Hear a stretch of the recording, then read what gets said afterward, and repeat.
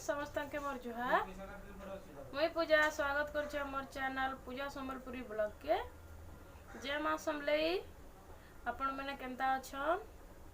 आशा कर आपण मैंने भल थी मस्त थी। आम भी बढ़िया अच्छु मस्त अच्छु। चलो आज ब्लॉग रे काना बनुचे देखमा। प्लीज वीडियो भल लागसी बेले सब्सक्राइबर करदेवे, वीडियो के लाइक करदेवे, चैनल के जेन मैंने नुआ इच्छा सब्सक्राइबर करदेवे, जेन मैंने मोर वीडियो के सब्सक्राइबर भी करदेले न मोर चैनल के सेवन के बहुत बहुत धन्यवाद, बहुत सारा मोर प्यार।